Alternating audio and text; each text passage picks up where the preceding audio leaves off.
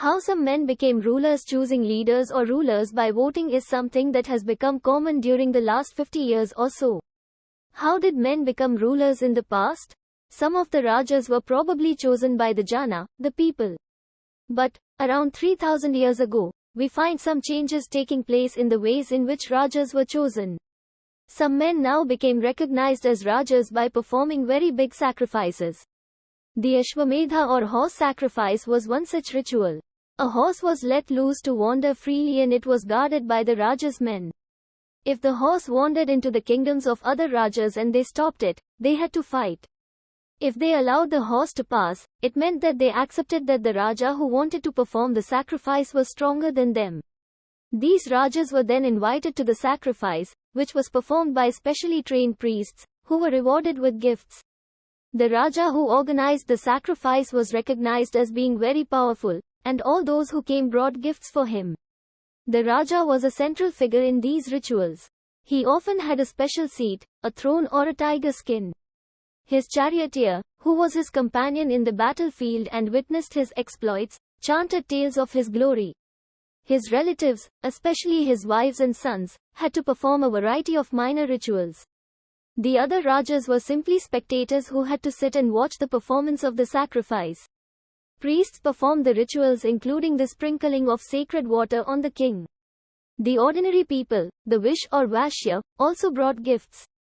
However, some people, such as those who were regarded as Shudras by the priests, were excluded from many rituals. Janapadas, the Rajas who performed these big sacrifices, were now recognized as being Rajas of Janapadas rather than Janas. The word Janapada literally means the land where the Jana set its foot and settled down. Some important Janapadas are shown on map.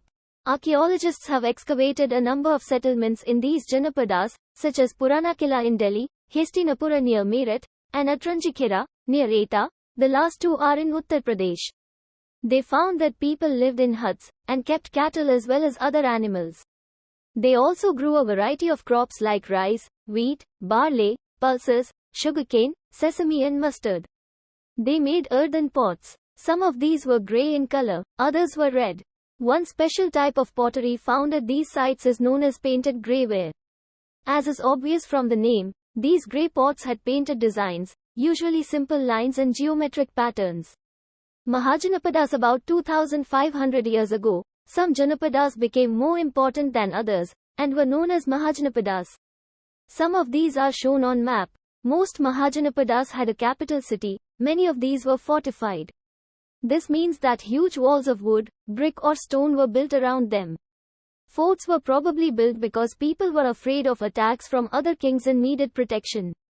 It is also likely that some rulers wanted to show how rich and powerful they were by building really large, tall and impressive walls around their cities. Also in this way, the land and the people living inside the fortified area could be controlled more easily by the king. Building such huge walls required a great deal of planning. Thousands, if not lakhs of bricks or stones had to be prepared. This in turn meant enormous labor, provided, possibly, by thousands of men, women and children. And resources had to be found for all of this. The new Rajas now began maintaining armies. Soldiers were paid regular salaries and maintained by the king throughout the year. Some payments were probably made using punch-marked coins. See the illustration. Taxes. As the rulers of the Mahajanapadas were building huge forts, maintaining big armies, they needed more resources. And they needed officials to collect these. So, instead of depending on occasional gifts brought by people, as in the case of the Raja of the Janapadas, they started collecting regular taxes. Taxes on crops were the most important. This was because most people were farmers. Usually, the tax was fixed at 1/6 of what was produced. This was known as bhaga or a share. There were taxes on craftspersons as well. These could have been in the form of labor. For example, a weaver or a smith may have had to work for a day every month for the king. Herders were also expected to pay taxes in the form of animals and animal produce. There were also taxes on goods that were bought and sold, through trade. And hunters and gatherers also had to provide forest produce to the Raja. Changes in agriculture. There were two major changes in agriculture around this time. One was the growing use of iron plowshares. This meant that heavy, Clay soil could be turned over better than with a wooden plowshare, so that more grain could be produced. Second, people began transplanting paddy. This meant that instead of scattering seed on the ground, from which plants would sprout, saplings were grown and then planted in the fields. This led to increased production, as many more plants survived. However, it was back-breaking work. Generally, slave men and women, dasas and dasi and landless agricultural laborers, kamakaras, had to do this work. Magadha became the most important Mahajanapada in about 200 years. Many rivers such as the Ganga and Sun flowed through Magadha. This was important for transport, water supplies, making the land fertile. Parts of Magadha were forested. Elephants, which lived in the forest, could be captured and trained for the army. Forests also provided wood for building houses, carts and chariots. Besides, there were iron ore mines in the region that could be tapped to make strong tools and weapons. Magadha had two very powerful rulers, Bimbisara and Ajatasattu, who used all possible means to conquer other Janapadas. Mahapadmananda was another important ruler. He extended his control up to the northwest part of the subcontinent. Rajagrai, present-day Rajgir, in Bihar was the capital of Magadha for several years. Later the capital was shifted to Pataliputra, present-day Patna. More than 2,300 years ago, a ruler named Alexander, who lived in Macedonia in Europe, wanted to become a world conqueror. Of course, he didn't conquer the world, but did conquer parts of Egypt and West Asia, and came to the Indian subcontinent, reaching up to the banks of the Beas. When he wanted to march further eastwards, his soldiers refused. They were scared, as they had heard that the rulers of India had vast armies of foot soldiers, chariots and elephants.